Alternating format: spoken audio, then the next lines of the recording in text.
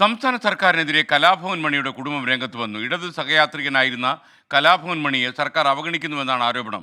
സ്മാരക പ്രഖ്യാപനത്തിൽ ഒതുങ്ങിയെന്ന് സഹോദരൻ doctor RLV Ramakrishnan ആരോപിക്കുന്നു. വേണ്ടി വന്നാൽ പ്രത്യക്ഷ സമരത്തിനുറങ്ങുമെന്നും ഡോക്ടർ RLV രാമകൃഷ്ണൻ നമ്മോട് പറഞ്ഞു. സ്മാരകം എന്ന് പറഞ്ഞ വെറുതെ ഒരു പ്രതിമ വയ്ക്കുക എന്നുള്ളതല്ല.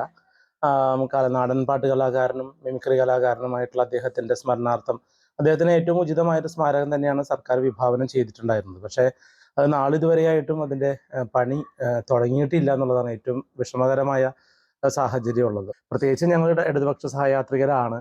അപ്പൊ അതുകൊണ്ട് തന്നെ മണിച്ചേട്ടന്റെ പേരിൽ ആ ഒരു സ്മാരകം വരാൻ സർക്കാർ മുൻകൈ എടുത്തിരുന്നു. പക്ഷെ എന്തുകൊണ്ടോ അറിയില്ല, വളരെ വൈകുന്നത് എന്താണ് കാരണം യാതൊരു കാരണവശാലും അറിയുന്നില്ല. അത് എത്രയും പെട്ടെന്ന് അതിന്റെ നടപടികൾ മുന്നോട്ട് കൊണ്ടുപോയി അത് സ്മാരകം യാഥാർത്ഥ്യമാക്കണമെന്നാണ് എനിക്ക് ഈ അവസരത്തിൽ പറയാനുള്ളത്.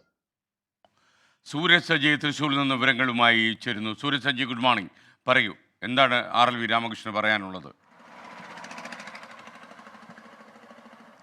SK, ഈ കലാഭവൻ മണി മരിച്ചിട്ട് ഈ മാർച്ച് 6 വരുമ്പോഴേക്കും 8 വർഷം തികയുകയാണ്. ആ 8 വർഷം തികയുമ്പോഴും കലാഭവൻ മണിക്ക് ചാലക്കുടിയിൽ സ്വന്തമായ ഒരു സ്മാരകം എന്നുള്ളത് ഇതുവരെയും ഒരുക്കാൻ സർക്കാരിന് കഴിഞ്ഞിട്ടില്ല എന്നുള്ളതാണ് കുടുംബം ഉന്നയിക്കുന്ന പ്രധാന വിമർശനം. പ്രത്യേകിച്ച് കലാഭവൻ മണി ഇടതു സഹയാത്രികനാണ്. അതോടൊപ്പം തന്നെ കുടുംബവും പറയുന്നത് തങ്ങളും ഇടതുപക്ഷ സഹയാത്രികരാണ്. അപ്പോൾ സ്വന്തം സർക്കാർ ഭരിക്കുമ്പോൾ പോലും ചേട്ടൻ ഒരു സ്മാരകം ഒരുക്കാൻ പോലും ആ സർക്കാർ തയ്യാറാകുന്നില്ല എന്നുള്ള ഒരു വലിയ വിമർശനമാണ് RLV രാമകൃഷ്ണനും കുടുംബവും ഉന്നയിക്കുന്നത്. അതോടൊപ്പം തന്നെ കഴിഞ്ഞ 4 മാസങ്ങൾക്ക് മുമ്പാണ് ചാലക്കുടി കേന്ദ്രീകരിച്ചുകൊണ്ട് ഇവരൊരു സമരം നടത്തിയത്. അതായത് ഇതിന്റെ ഈ സ്ഥലമെടുപ്പ് ഉൾപ്പെടെയുള്ളവ മുന്നോട്ട് പോകാതെ വലിയ പ്രതിസന്ധിയിൽ നിൽക്കുന്ന വേളയിൽ ഈ സ്ഥലമെടുപ്പെല്ലാം അടിയന്തരമായി പൂർത്തിയാക്കണമെന്ന് ആവശ്യപ്പെട്ടുകൊണ്ടായിരുന്നു അന്ന് RLV രാമകൃഷ്ണന്റെ നേതൃത്വത്തിൽ കലാകാരന്മാരെ എല്ലാം സംഘടിപ്പിച്ചുകൊണ്ട് ചാലക്കുടിയിൽ വലിയ പ്രതിഷേധം സംഘടിപ്പിച്ചു. അതിന് തൊട്ടു പിന്നാലെ ജനുവരിയോടുകൂടി അല്ലെങ്കിൽ ഈ കഴിഞ്ഞ ഡിസംബറിൽ തന്നെ ഇതിന് തറക്കല്ലിടും എന്നുള്ളതായിരുന്നു അറിയിച്ചിരുന്നത്. പക്ഷേ ഈ സ്മാരകത്തിന് വേണ്ട ഒരു നടപടിയും പോയില്ല. 2016 കലാഭവൻ മണി മരിച്ച് 2017 ആദ്യമായി സ്മാരകം പണിയുന്നതിന് വേണ്ടി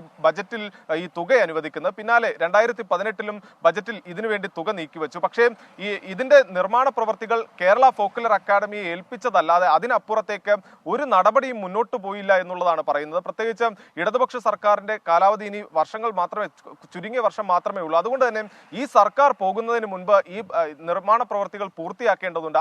അതുകൊണ്ട് തന്നെ അടിയന്തരമായി കലാഭവൻ മണിയുടെ ഈ ചരമവാർഷിക ദിനത്തിൽ തന്നെ ഇതിനുള്ള തറക്കല്ലിടിയിൽ വേണം എന്നുള്ള ഒരു ആവശ്യമാണ് കുടുംബം മുന്നോട്ട് വെക്കുന്നത്. അത്തരത്തിൽ ഈ നടപടിയുമായി മുന്നോട്ട് പോയില്ല എന്നാണെങ്കിൽ പ്രത്യക്ഷ സമരവുമായി രംഗത്തിറങ്ങും എന്നുകൂടി RLV രാമകൃഷ്ണൻ പറയുന്നു.